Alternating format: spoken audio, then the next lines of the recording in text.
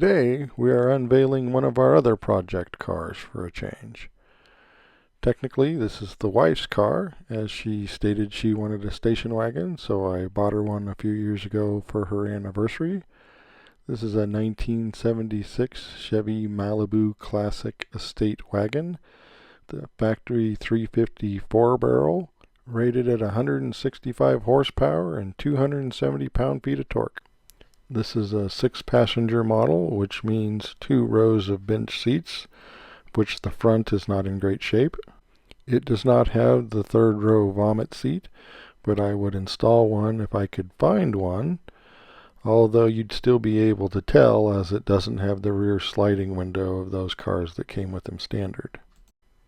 We've had to do a lot of cleanup on this car, inside and out.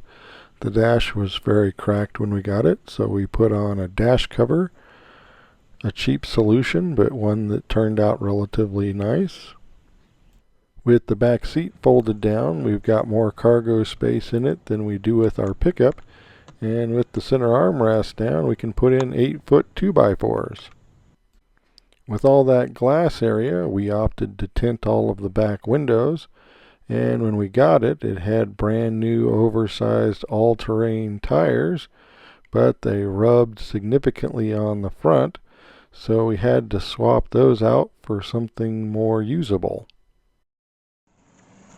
It is a super nice driving car, and we have taken it for a number of very long cross-country road trips, and the space has turned out to be much appreciated on these long trips. It has, however, been sitting for quite a while due to a number of leaks and a noise that sounds like it's coming from the water pump.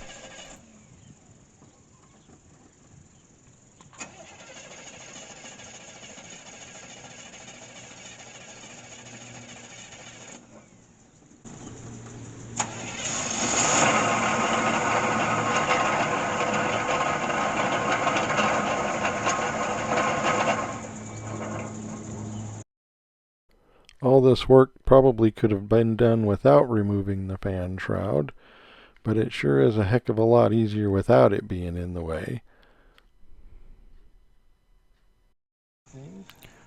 All the belts had to come off, even for the accessories that we weren't doing anything with, and since we were replacing the power steering pump as well, that also meant removing the belt from the air conditioning pump. I probably should have replaced the belts while I was at it, but I didn't. Removing the power steering pump itself was actually quite easy with the shroud out of the way. Yeah. And as the new pump isn't going to come with a pulley, the pulley has to come off of the old pump.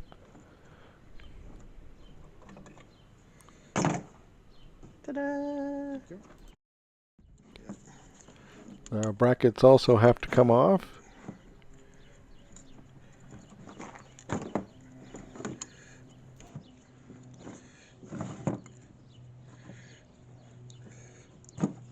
Alrighty.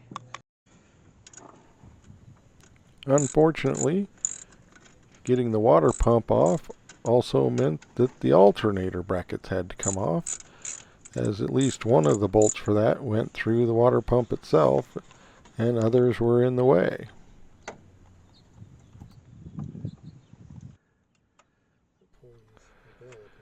Same with that lower emissions pump. In fact, I had to take the pulley off of that just to get to all of the bolts. But it didn't take long to get everything out. And then of course I can start putting the new pump in.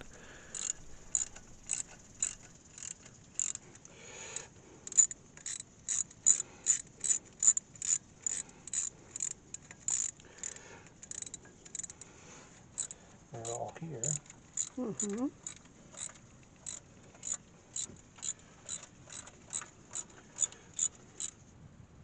And while I'm at it, might as well replace the thermostat just in case.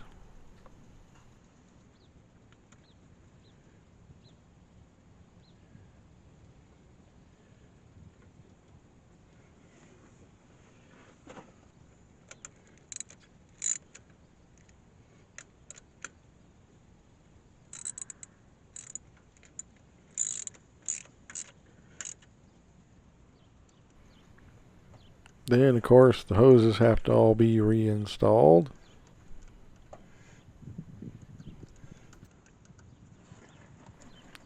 Remount the alternator brackets.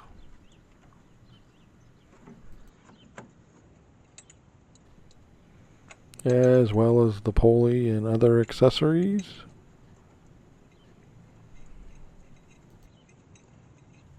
So far so good, but then I run into the first snag. Seems the water pump I ordered is the wrong one. It's for a single belt pulley, and nobody in town seemed to be able to find me the right one, so I had to order it online, but eventually the new hoses and pump were successfully installed.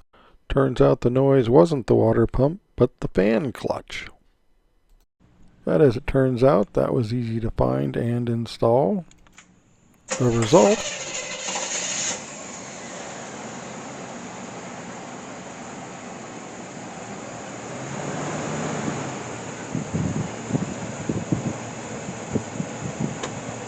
future plans for the car include new door seals, which I already have. I would also like to find an 80s style AM/FM cassette stereo to fit in the hole where the original AM was, as well as a Monte Carlo instrument cluster that goes where the clock is supposed to be on the inside of this car. I would also like to do a bumper tuck, which would shorten the overall length of the car about 8 or 9 inches, as well as find a matching set of rear view mirrors and mount them equally from one side to the other. And with that, I'm going to wrap it up. So, as always, thanks for watching, and don't forget to like and subscribe. Thanks. Bye.